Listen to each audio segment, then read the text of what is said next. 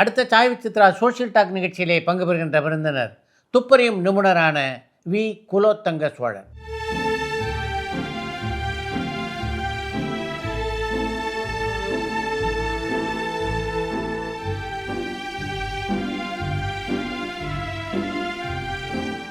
Detective international என்ற பெயரிலே ஒரு டிடெக்டிவ் ஏஜென்சியை நடத்தி கொண்டிருக்கின்ற குலோத்தங்க சோழன் இதுவரையிலே பல்லாயிரக்கணக்கானோருடைய பிரச்சனையை தீர்த்து வைத்திருக்கிறார்.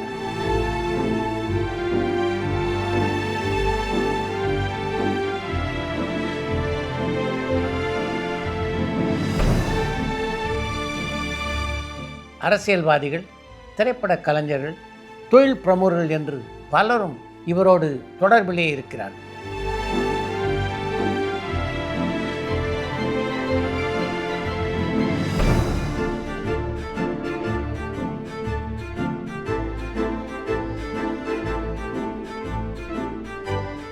கடந்த 41 வருடங்களாக இந்த துறையிலே செயல்பட்டு கொண்டிருக்கின்ற குலோத்தங்க சோழன் தான் பெற்ற அனுபவங்கள் பலவற்றை இந்த நேர்காணலிலே பகிர்ந்து கொண்டிருக்கிறார். Chai with Chitra, Social Talk.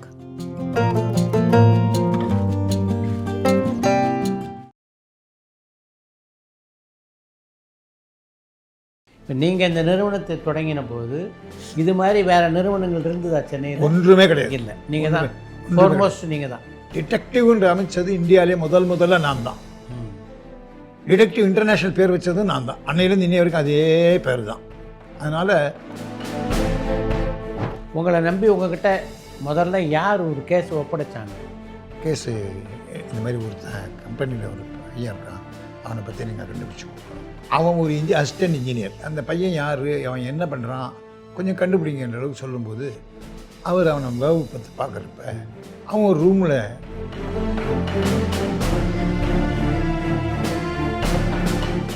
வழக்குகளெல்லாம் அவன் கையாளும்போது போலீஸுக்கு உங்களுக்கும் உரசல் வருமா? இதில் நல்ல உறவும் இருக்குது, உரசலும் இருக்குது. உரசல்றது என் பேர் தெரியாமல் இருக்கிற காலங்களில் உங்கள் நிறுவனத்துக்கு மிகப்பெரிய பெயரை வாங்கி தந்த முதல் கேஸ். எல்லா வழக்குமே ரொம்ப இன்ட்ரெஸ்டிங்கான இன்டெலிஜென்ட்டான வழக்குகள். எல்லாமே இன்டெலிஜென்ட்டாக இருந்தால் தான் நாங்கள் செயல்பட முடியும். பவர் வச்சுக்கிட்டா செயல்பட முடியும். போலீஸுக்கு பவர் இருக்குது, செயல்பட முடியாது. இன்ஸ்பெக்டர் ஏசி சொன்ன கேட்கணும், ஏசி டிசி சொன்ன கேட்கணும், டிசி ஐஜி, இப்படி மாறிடுமே ஒழிய எங்களுக்கு யாரும் கண்ட்ரோல் கிடையாது. நாங்கள் தான் கண்ட்ரோல். அந்த வழக்கு எப்படிப்பட்ட வழக்குன்னா, 3 ஐஏஎஸ் ஆஃபீஸர்ஸ் ஒன்றா சேர்ந்து சம் ஹெவி அமௌண்ட் பேங்க்கில் லோன் வாங்கி டியூபர்குலோசிஸோட மூலப்பொருள் வெளிநாட்டில் வரவழைச்சி தயார் பண்ணிக்கிட்டு இருக்க நிறுவனம் அந்த இடத்துல பெரிய ஃபேக்ட்ரி வச்சு நடத்திட்டு இருக்காங்க. எந்த மாதிரியான கேஸ்லாம் அதிகமாக உங்கள்கிட்ட வரும்? இப்போ வர்றதை எடுத்திங்கன்னா கணவன் மனைவி பிரச்சனை. மனைவி பற்றி சந்தேகப்படுறது, கணவனை பற்றி சந்தேகப்படுறது அதிகமாக வருது. நிறைய ஏராளமாக வருது. எதுவும் ஒரு புருஷன் கிடையாது, 2 புருஷன் கிடையாது, ஒரு மனைவி கிடையாது, 2 மனைவி கிடையாது. ஒரு கேஸ் வந்தது எனக்கு. வெளிநாட்டிலேருந்து வந்து இறங்குறாரு, அவர் வீடை போய் செக் பண்ணுறதுக்கு போகிறாரு. யூ ஆர் அண்டர் அரெஸ்ட்னு கைது பண்ணுறாங்க. அவர் சொந்தக்காரரே, owner of the building, owner of the land. அலறிட்டார். என்னன்னு கேட்டால், பையன் ஒரு பொண்ணை லவ் பண்ணுறான், அந்த பொண்ணு நல்ல பொண்ணான்னு கேட்குறாங்க. அதே மாதிரி பெண் வீட்டார் என்னுடைய பொண்ணு ஒரு பையனை லவ் பண்ணுறான், அவன் நல்ல பையனான்னு கேட்குறாங்க. அது மாதிரி கேஸை நீங்கள் பார்க்க போன போது அதில் ஏதாவது விசித்திரமான அனுபவங்கள் உங்களுக்கு ஏற்பட்டிருக்கா? நிச்சயமாக எல்லாமே சொல்லுங்க கேளுங்களேன். ஒரு பையன் கேட்டால் அவன் இந்த பொண்ணு மட்டும்தான் ஒரு கேஸ் எடுக்குங்க. சிதம்பரத்துலேருந்து அசிஸ்டன்ட் ஒரு டிஎஸ்பி எனக்கு ஃபோன் பண்ணுறாரு. சரி, என் பொண்ணு ஒருத்தனை டீப்பாக லவ் பண்ணுறான், ரொம்ப டீப்பாக லவ் பண்ணுறான், அவனை தான் கல்யாணம் பண்ணுவேன்றான், அவன் வேறு ஜாதி, நாங்கள் வேறு ஜாதி. எப்படியோ நீங்கள் அந்த பையனை கொஞ்சம் கண்டுபிடிச்சி நல்ல பையன் தான் அவன் சர்டிஃபை பண்ணிங்கன்னா தான் கல்யாணம் பண்ணணும். மறுநாள் செக் பண்ணுறப்ப அவன் என்ன பண்ணுறான், பைக் எடுக்கிறான், ஒரு லேடிஸ் ஹாஸ்டல் போகிறான்.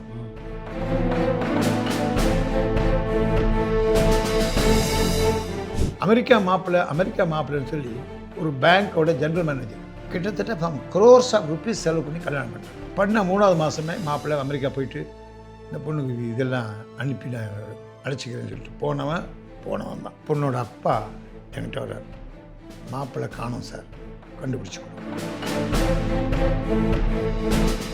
கணவன் மேலே மனைவி சந்தேகப்படுறாங்க, மனைவி மேலே கணவன் சந்தேகப்படுற கேஸ் நிறைய வருதுன்னு சொன்னீங்க. அது மாதிரி கேஸில் நீங்கள் சந்தித்த சிக்கலான கேஸ் இது? இதில் சிக்கலான கேஸுன்னு சொல்கிறத விட அதில் உண்மை என்ன, அவங்க யாருன்றது தான் கண்டுபிடிச்சி கொடுத்துருக்கோம் ஒழிய, நாங்கள் வந்து இவன் நல்லவன், இவன் கெட்டவன், இவன் இந்த மாதிரியானவன், கெட்டவன் கூட சொல்ல மாட்டோம்.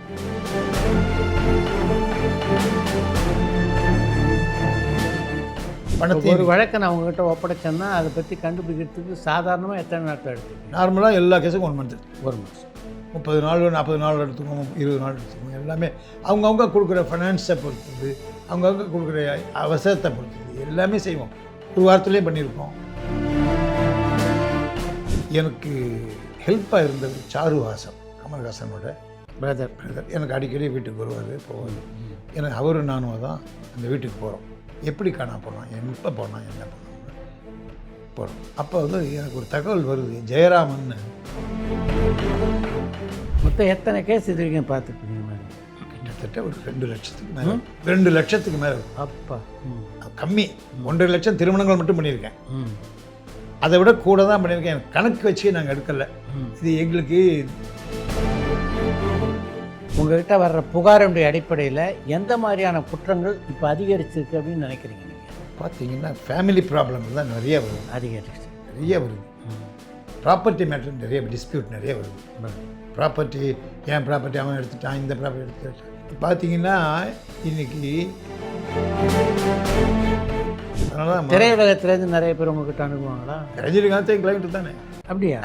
ஓ, அவர் மட்டும் இல்லைங்க. 5 ஐஏஎஸ் ஆஃபீஸர் அப்படின்னா ஐஏஎஸ் ஆஃபீஸர்ஸே சக்தி வாய்ந்த நபர்கள். அவங்களுடைய பிரச்சனைகள்லாம் நீங்கள் கண்டுபிடிச்சிங்க அப்படின்போது உங்கள் மேலே பயங்கர கோபம் வருமே உங்களுக்கு? யாருக்கும் தெரியாது. எல்லாம் மைனூட்டாக சென்சிட்டிவாக பண்ணுறோன்றது தாங்க முக்கியம். அதுதான் மூளை, சூப்பர் இன்டெலிஜென்ஸ். அதை வச்சு தான் பிடிப்போம். நீங்கள் இந்த துறையில் முதலாக ஈடுபடும்போது இந்த துறையில் இவ்வளோ சவால்கள் இருக்கும் அப்படின்னு உங்களுக்கு தெரியாது. உள்ளே வந்ததுக்கப்புறம் தான் நிறைய இதில் என்னென்ன பிரச்சனை இருக்குன்னு உங்களுக்கு தெரிஞ்சிருக்கும். நான் ஆரம்பத்தில் நுழையும் போதுங்க, உங்களுக்கு என்ன ப்ராப்ளமோ அதை நான் சால்வ் பண்ண முடியும், அது எப்படி பண்ண போகிறோம் இந்த பிளானில் தான் இறங்கினேன். அரசியல்வாதிக்கும் பண்ணியிருக்கேன். இப்போ இன்றைக்கி இந்த துறையில் இந்த அளவு நீங்கள் பெயர் பெற்றிருக்கீங்கன்னா அதுக்கு என்ன முக்கியமான காரணம்னு நினைக்கிறீங்க? 100% சீக்ரெட், அதே நேரத்தில் ட்ரூத்ஃபுல் பிஹேவியர். ராஜீவ்காந்தி கொலை வழக்கில் உங்களுடைய பங்கு என்னவாக இருந்தது? மல்லிகைன்ற ஒரு இடத்துல நாயர்னு ஒரு எஸ்பி அடிக்கடி எனக்கு கூப்பிட்டு என்ன நடந்துச்சுன்னு கேட்பார். அப்போ அவர் கேட்குற கேள்விகளுக்கு நான் வேதாரண்யம் போயிருக்கேன், அந்த ஏரியா ஃபுல்லாக தஞ்சாவூர்லாம் போய் சுற்றியிருக்கேன். இந்த தகவல்கள் சொன்னால் இந்த ராஜீவ்காந்தியை கொன்னவனையே நான் கண்டுபிடிச்சிருக்கேன்.